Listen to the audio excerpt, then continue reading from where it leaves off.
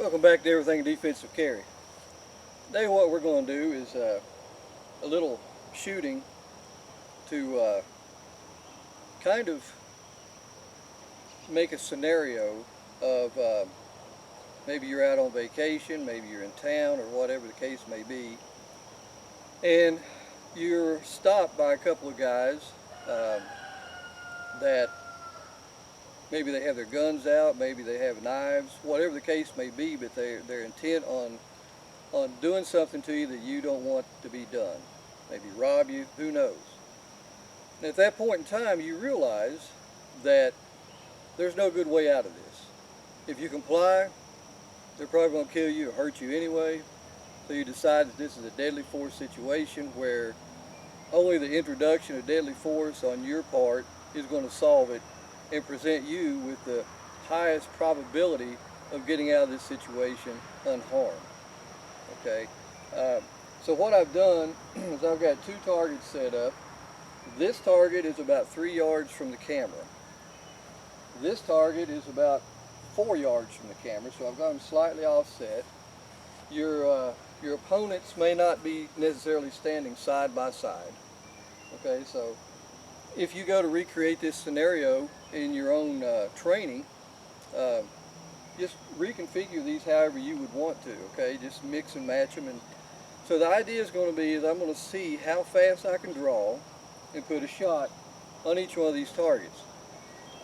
Now, we've already determined through other videos that I've done, and I think most people would agree, that a draw from the pocket is the fastest draw that you can have. Okay, it's the fastest presentation that you can have. Now we can argue on whether or not snub-nose revolver is powerful enough or has enough capacity. But for the purposes of this video and the point that I'm trying to make is that sometimes capacity and power are not going to give you the advantages that you may need in a real situation if you were presented with a deadly force situation where you had to act right now. Okay, time is of the essence. You got to put these guys out quick. You got to put shots on them quick. Being slow is not an option here. So I'm going to come back here. You'll probably see me out of this side of the camera.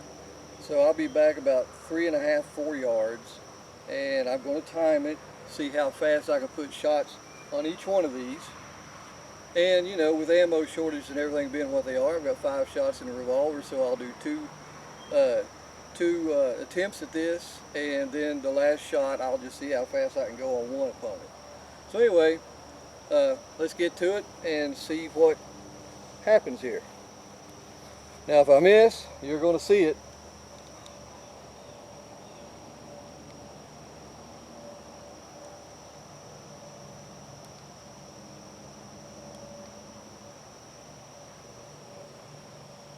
Okay, so here we go.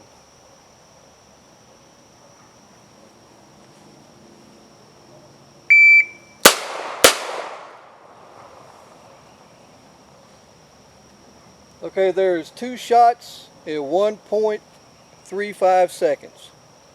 1.35 seconds. I don't know if you can see that or not. So, try this again. See if I can get any faster. Now I haven't practiced this, so I'm just going off of the other training that I've done in the past. But we'll see if I can go faster and still get hits.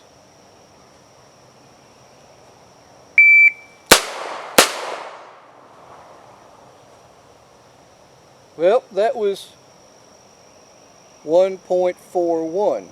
1.41. Okay.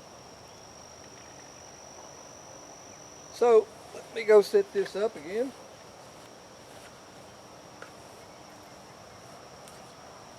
The important thing is I am getting the hits.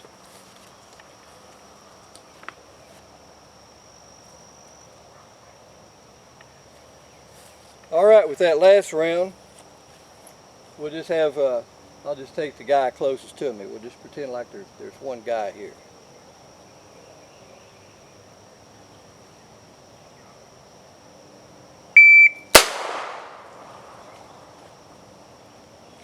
Okay, that was 0.59, 0.59 of a second. Okay. Now, the reason that I really have I really like speed is because in this type of a situation, when you have to introduce deadly force, speed is always going to be a factor.